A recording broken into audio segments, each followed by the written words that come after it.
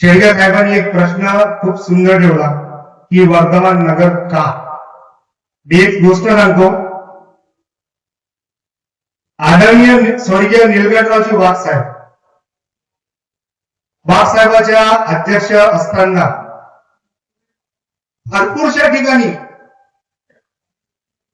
म्हणजे काही मोजक्याच ठिकाणी म्हणता येईल सेवकांनी शासनाकडून जमीन घेऊन त्याच्यावर बांधकाम करून प्रार्थना स्थळ उभं करून आणि आदरणीय अध्यक्ष महोदय आमचे वाघसाहेब त्यांना ते जेव्हा परमिशन मागायला मंडळात येत होते की साहेब त्यांना सांगायचे की हे आपण विभाजन करून राहिलेलो आहे, ही प्रार्थना स्थळाची गरज नाही आहे.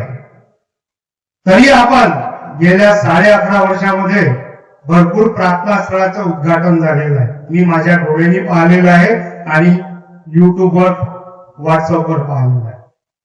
एक विचाराची बाब आहे, प्रत्येक गावामध्ये अगर प्रार्थना स्थळ अगर तयार होत असेल मग सेवक गायवट तिथं होईल, तो नागपूर मंडळात येणार नाही.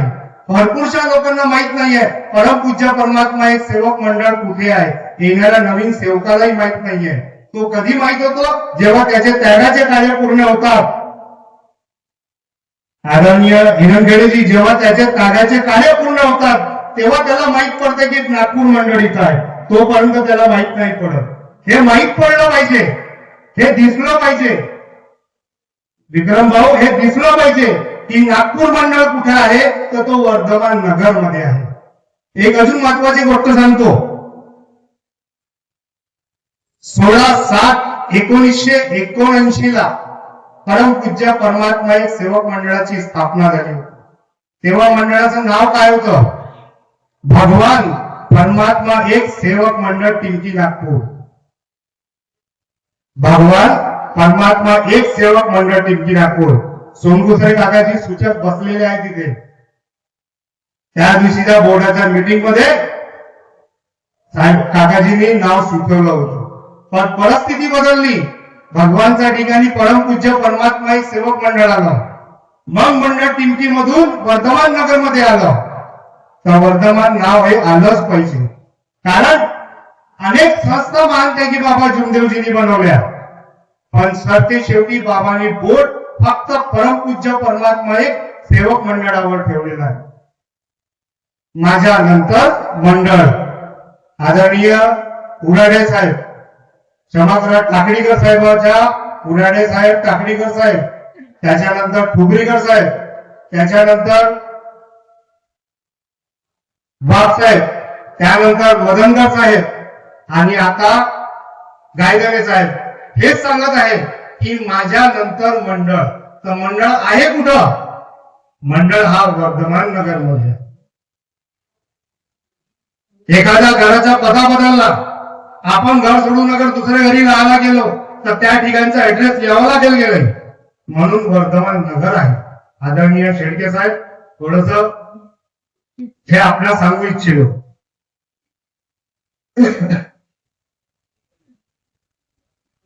आणि साहेबांनी बोलता बोलता एक गोष्टही बोलली, आनंद वाटला त्या गोष्टीला की आज कोणीही रवी कार्यक्रमाचे उद्घाटक आणि कार्यक्रमाचे अध्यक्ष आहेत म्हणजे प्रकाश पडेल साहेब. प्रकाश पडला साहेब गेल्या परमपूज्य परमात्मा एक सेवक मंडळाची जे पंचवार्षिक निवडणूक झाली त्या निवडणुकीमध्ये प्रकाश पडलेला आहे. प्रकाश पडला नसता तर सूर्य उगवला नसता तर प्रकाश पडला नसता, आणि हाच तो प्रकाश आज आपल्या मंचकावर दिसत आहे.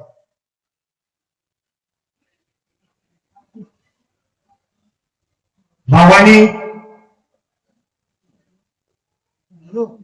अनेक संस्था निर्माण केल्या. मला कोणत्या संस्थेबद्दल जास्त बोलायचं नाहीये, पण माझ्यानंतर मंडळ हा जो शब्द भानगडी बाबा जुमदेवजीचा आहे, या शब्दाला समोर घेऊन जायचं आहे, समोर चालवायचं आहे आणि परमपूज्य परमात्मा एक सेवक मंडळाला आपली सगळ्यांची सेवा लागली पाहिजे, सगळ्यांचे कार्य लागले पाहिजे, ही मी आजच्या प्रसंगी आपल्याला विनंती करेन. आणि आवर्जून एक महत्वाचं बोलायचं आहे काही मार्गदर्शकाविषयी. मला एक थोडस बोलायचं आहे. हो हो एक मार्गदर्शक आहे. काय काय पहिलेच आमच्या डोक्यावर 15ही लोकांवर कमी समस्या नाहीये. कारण की 11.5 वर्षामध्ये मागील 11.5 वर्षामध्ये परिसरामध्ये जे गट निर्माण झालेले आहेत, जे तुकडे निर्माण झालेले आहेत, आम्ही आमच्या स्वार्थासाठी एक एक मार्गदर्शक बिना विचाराचे तयार केलेले आहेत, तो बाबाच्या शिकवणीच्या विरोधाचे तयार केलेले आहेत. अशामुळं आज आम्हाला खूप परिणाम भोगावा लागतो. तो भार आमच्या 15 लोकांच्या डोक्यात आहे. सुचत नाही की कधी काय करावं. एक व्यक्ती वेगळा बोलतो, एक मार्गदर्शक वेगळा बोलतो. 2-2 एका गटामध्ये 2-2 चर्चा बैठक आहेत, 3-3 चर्चा बैठक झालेल्या आहेत. त्याला एकत्रित करण्याचं कार्य 8 ते 15 लोक करत. पण एक मार्गदर्शक आहे, ज्याला 22 जानेवारीला त्याच्या पदावरून निरस्त करण्यात आलं. आज त्याचं नावही घेतो इथे. पण त्यांनी एवढं परेशान केलंय, त्याला पाठपुरवठा करणारे व्यक्ती सुद्धा लक्षात घ्या. तुम्ही आमच्या अवेलना करत नाहीये. तुम्ही परमपूज्य परमात्मा एक सेवक मंडळ महान त्यागी बाबा जीवनदेवजींनी निर्माण केलेल्या मंडळाची अवेलना करा. त्या मार्गदर्शकांनी एवढं परेशान करून ठेवलेलं आहे. प्रत्येक ठिकाणी जांच रिपोर्ट टाकली आहे. इथपर्यंत मुख्यमंत्र्यापर्यंतच्या ऑफिसापर्यंत रिपोर्ट टाकलेली आहे. आणि त्याला माझी संचालक मंडळ सपोर्ट करत आहे. मला कोणाची भीती नाहीये. मला जे पाहिजे, मला माझ्या महान त्यागी बाबा जीवनदेवजीचे कार्य करायचे. व्यक्तीचे कार्य करण्यासाठी नाही आलो मी, मला शक्तीचे कार्य करायचे. तर त्या व्यक्तीने एवढं परेशान केलंय. आज 15 दिवसा पहिले जांच बसली होती आपल्या मंडळामध्ये. प्रत्येक गोष्टीवर निबंध, प्रत्येक गोष्टीवर जांच झालेली आहे. काय केलं तुम्ही? काय बोलावं लागत आहे? कारण की मन दुखत आहे की माझ्या कार्याला, माझ्या बाबाच्या कार्याला धक्का लागला. हिरंगड़े साहब 22 जनवरी को कभी न आने वाली पुलिस वो मंडल के बोर्ड के मीटिंग में, बोर्ड के ऑफिस में आई, मीटिंग के रूम में आई.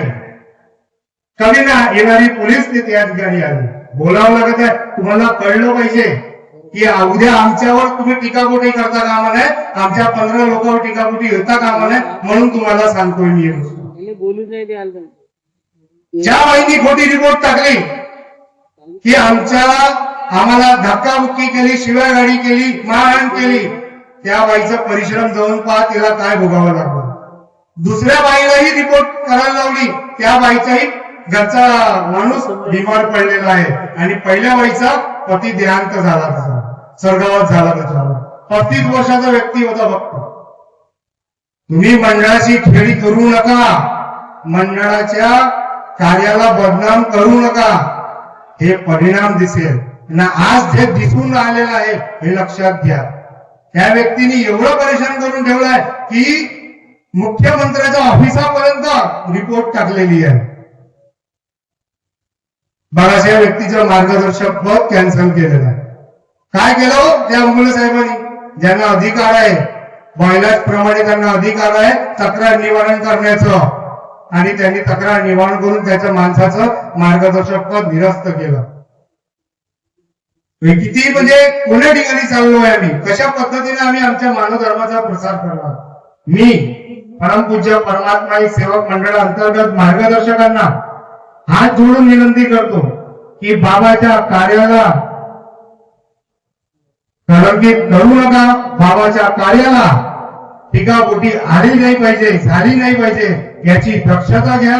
आणि नसेल होत असेल तर पद सोडू शकता, पण बाबाच्या कार्याला वाईट दिशेने नेऊ नका. ही आजच्या कार्यक्रमाप्रसंगी मी आपणास विनंती करतो. आणि माझ्या हातून काही बोलण्यास चुका झाल्या असेल, कोणाचं मन दुखलं असेल तर क्षमा मागतो. आणि परमपूज्य परमात्मा एक सेवक मंडळ चे कार्य, मंडळाचे आणि बाबाचे कार्य आपण सर्व सेवक मिळून एकतेने करूया, नेक राहून करूया, नेकीनं करूया, एकतेने करूया. एवढेच बोलून मी माझ्या शब्दाला